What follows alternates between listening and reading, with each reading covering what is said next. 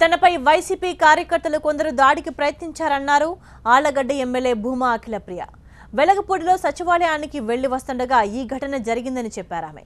తన కారుపై దాడికి ప్రయత్నించారని, అద్దాలను ధ్వంసం చేయాలని చూశారన్నారు అఖిలప్రియ.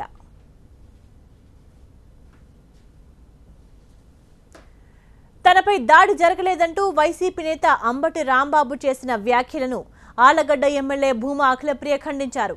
ఒక మహిళ తనపై దాడి జరిగిందని చెబితే ఖండించకుండా జరగలేదనడం సరికాదన్నారు.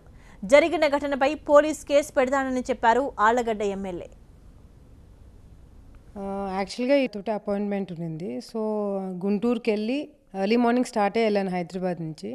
గుంటూరుకి వెళ్ళి లోకేష్ గారిని కలిసి ఒక హాఫ్ అన్ అవర్ 45 మినిట్స్ అక్కడే ఉండి వెంటనే అక్కడి నుంచి బయలుదేరి నేను వెలుగుపూడికి వెళ్ళి సెక్రటేరియట్లో నాకు పనులు ఉన్నాయి, సరే చూసుకుందామని చెప్పి అటువైపు వెళ్ళాను. నాకు ఎటువంటి ఇన్ఫర్మేషన్ లేదు అక్కడ జగన్ గారి ప్రోగ్రామ్ జరుగుతుందని, కానీ అక్కడ ఏమవుతుందో కూడా నాకు తెలియలేదు, ఎందుకంటే ఆ ఏరియా మనకు కొత్త. సో నేను సెక్రటేరియట్కి వెళ్తున్నప్పుడు బ్యానర్స్ కనిపిస్తున్నాయి. అదేవిధంగా వెళ్తున్నప్పుడు చాలామంది బైక్ పైన స్టంట్స్ చేసుకుంటూ ఈ వచ్చేపోయే వెహికల్స్ని ఆపుతూ అటువంటివన్నీ చేస్తున్నాను. జనరల్గా జరిగాయి, కానీ బైక్స్ పైన అయితే జెండాలన్నీ పట్టుకొని తిరుగుతున్నారు, తలకి చుట్టుకొని బైక్ మీద వెళ్తున్నారు. మేము పెద్ద పట్టించుకోలేదు. కొంచెం ముందుకు వెళ్ళిన తర్వాత రైట్ తీసుకుంటే సెక్రటరీకి 2 మినిట్స్లో రీచ్ అయిపోతాను నేను. సో రైట్ తీసుకుంటున్నప్పుడు అక్కడ కొంచెం ఒక 40-50 మెంబర్స్ ఉండింటారు. ఆ సిఐ గారు ఎస్ఐ గారు అక్కడ ఉండిన్నారు. ఇక్కడ వే క్లోజ్ అయిపోయింది మేడం, వెళ్ళడానికి కుదరదు, మీరు వేరే రూట్లో వెళ్ళాలని చెప్పి ఆయన ఆపి ఆయనతో మాట్లాడుతున్నాడు. మామూలుగా నేను 2 వెహికల్స్లో వస్తాను ఎక్కడికి వెళ్ళినా కూడా, బట్ అఫీషియల్ ప్రోగ్రాము తర్వాత ఏం పెద్ద పని లేదు, విజయవాడలో ఒక మార్నింగ్ వచ్చి ఈవినింగ్ వెళ్ళిపోవడమే కదా అని చెప్పి సింగిల్గా వచ్చాను నేను. సో మాట్లాడుతున్నప్పుడు వెహికల్ సరే ఇటు వెళ్ళడానికి లేదని చెప్పి రైట్ తిరుగుతున్న టైంలో గుర్తుపట్టారు నన్ను.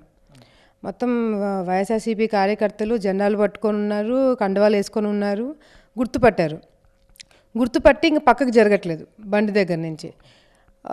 ఒక్కొక్కరు వస్తున్నారు, మొత్తం యాడ్ అయిపోతున్నారు, గట్టిగా అరుస్తున్నారు, బండి మీద కొడుతున్నారు, అద్దం పగలగొట్టడానికి ట్రై చేస్తున్నారు. అక్కడికి నేను ఫర్ సెకండ్ నేను అనుకున్నాను దిగి ఏమైనా మాట్లాడదాము, లేదా కొంతమంది ఉన్నారు కదా అనుకున్నా. బట్ ఎక్కువ అయ్యే కొద్దీ మళ్ళీ నేను దిగితే అది హీటప్ అయిపోతుంది సిచ్యువేషన్ అని చెప్పి నేను కామ్గా కూర్చున్నా. చూస్తున్నా అందరిని గమనిస్తున్నాను. కొంతమంది పాపం నమస్కారం పెడుతున్నారు, కొంతమంది ఇది చేస్తున్నారు, పలకరిస్తున్నారు. కొంతమంది గట్టి కొట్టడము, రివర్స్ తీసుకుంటున్నప్పుడు బండి పోనీకుండా చేయడము, ఇవన్నీ చేస్తున్నారు. సరే ఇంకా గన్మెన్ దిగారు, తర్వాత కానిస్టేబుల్ కూడా అక్కడే ఉన్నారు. ఏదో విధంగా మేము వెనక్కి వచ్చి అక్కడి నుంచి పక్కకి వెళ్ళిపోయాము. అక్కడితో సిచ్యువేషన్ ఇదైపోయింది. కానీ మేము వస్తున్నప్పుడు కూడా మాకు ఎక్కడ కూడా మళ్ళీ సెక్రటేరియట్కి వేరే వే ఎక్కడ లేదు, కంపల్సరీ మేము అదే రూట్లో నుంచే వెళ్ళాలి. అదొక పెద్ద ఇబ్బంది అయిపోయింది. సో ఇంకా సరే అని చెప్పి ఇంకా సిచ్యువేషన్ ఇట్లుందని చెప్పి రిటర్న్ వెళ్ళిపోయాను నేను. First of all Ambati Rambabu గారు ఏం మాట్లాడుతున్నారో ఒకసారి మాట్లాడేటప్పుడు ఆలోచించుకొని మాట్లాడాలి. ఇప్పుడు జగన్మోహన్ రెడ్డి గారి ప్రోగ్రాం అడ్డుకోవడానికి నేను ఆళ్లగడ్డ నుంచి హైదరాబాద్ నుంచి బయలుదేరి విజయవాడకి వెళ్ళి మరీ చేయాలా? అసలు ఎవరు ఏం మాట్లాడుతున్నారు? ఇన్ని ఇయర్స్ మా ఫ్యామిలీ రాజకీయాల్లో ఉంది. నేను ఒక స్టేట్మెంట్ కానీ ఒక ఇష్యూ బయటకు వచ్చిందంటే, ఒక మహిళ బయటకు వచ్చి పలానా స్టేట్మెంట్లో వచ్చిందన్నప్పుడు వాళ్ళు ముందుకు వచ్చి మీడియా ముందుకు వచ్చి ఇట్లా మీడియాలో వస్తుంది పలానా వాళ్ళ మీద అటాక్ జరిగిందని చెప్పి, కొంతమంది డ్రింక్ తీసుకొని అటాక్ చేశారని చెప్పి మాకు ఇన్ఫర్మేషన్ వచ్చింది. అటువంటిది ఏదైనా ఉంటే మేము ఖండిస్తున్నాము. ఒకవేళ నిజంగా అంటే మా పార్టీ కండువాలు పట్టుకొని ఎవరైనా అట్లా చేశారని ప్రూఫ్ ఏదైనా ఉంటే వాళ్ళని ఇమీడియట్గా యాక్షన్ తీసుకోమని మేమే ముందుకు వచ్చి చెప్తామని చెప్పింటే ఎంత హుందాగా ఉండేది. వాళ్ళకి మంచి ప్లస్ పాయింటే కదా అట్లా చెప్పడం వల్ల.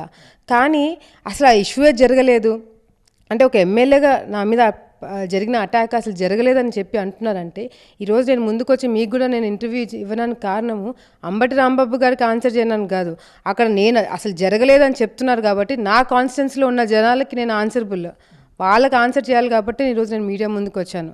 లేకపోతే విజయవాడ నుంచి నేను వస్తున్న దారిలో ప్రతి ఒక్క మీడియా వాళ్ళు నాకు ఫోన్ చేసి ఇంటర్వ్యూ ఇవ్వమని చెప్పారు.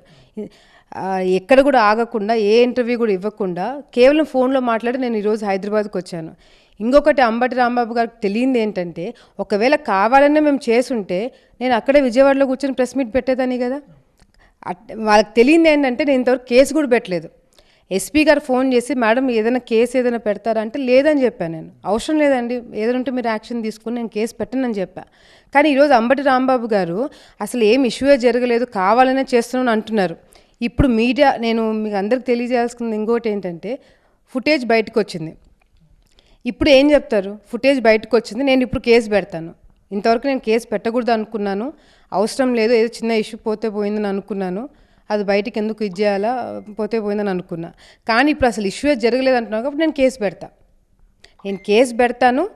అదేవిధంగా ఫుటేజ్ బయటికి వస్తుంది. ఫుటేజ్ బయటికి వచ్చినప్పుడు కండువాలు పట్టుకున్నారా లేదా, వైఎస్ఆర్సీపీ వాళ్ళు కండువాలు పట్టుకొని బండి ఆపినారా లేదా, జెండాలు పట్టుకుని ఉన్న వాళ్ళు బండి ఆపినారా లేదా తెలుస్తుంది. అప్పుడు బయటకు వచ్చి ఏ ముఖం పెట్టుకుని ఏం ఆన్సర్ చేస్తారు జనాలకి?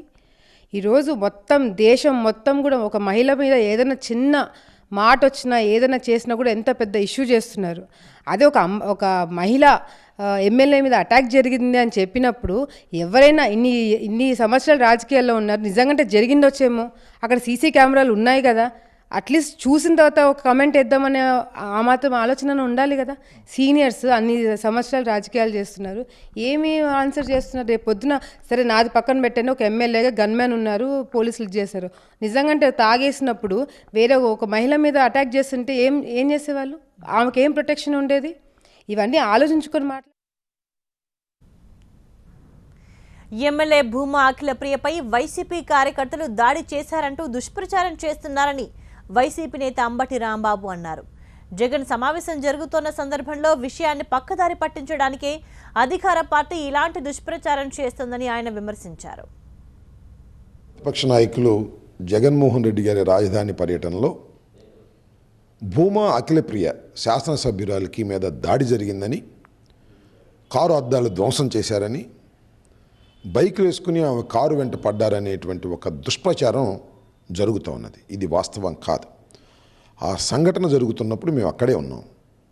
జగన్మోహన్ రెడ్డి గారు సెక్రటేరియట్ మీదుగా వస్తున్నటువంటి సందర్భంలో మా ముందుగానే జగన్మోహన్ రెడ్డి గారు ఇంకా అక్కడ సమయానికి చేరక ముందుగానే ప్రభాకర్ గారు, జూపూడి ప్రభాకర్ గారు అటుగా వెళ్ళారు.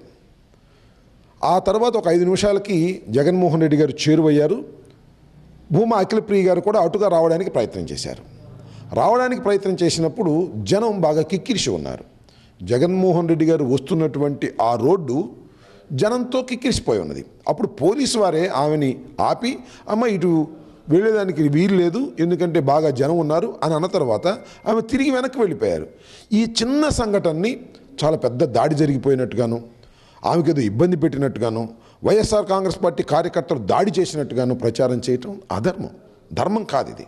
ఎందుకంటే అక్కడ జరిగిన సంఘటన మేము చూస్తుండగానే జరిగింది. అయినా మేము దాడి చేయవలసిన పరిస్థితి ఎందుకు వస్తుంది? అక్కడ రాజధాని పర్యటనకు వచ్చినటువంటి జగన్మోహన్ రెడ్డి గారు కాకపోతే మా పార్టీ నుంచి ఆ పార్టీలోకి వెళ్ళారనేటువంటి ఒక బాధ అయితే ఉంటే గుండెల్లో ఉండవచ్చు తప్ప దాడులు చేసే పరిస్థితి ఉండదు. ఇది తప్పు. ఇది కావాలని వారు ప్రచారం చేస్తున్నారు. జగన్మోహన్ రెడ్డి గారి పర్యటనలోని ముఖ్యాంశాలను పక్కకు పట్టడం కోసం ఒక ఎత్తుగడగా చంద్రబాబు నాయుడు గారు, లోకేష్ గారు ఈ ప్రచారం చేయించుతున్నారనేది మా అభిప్రాయం.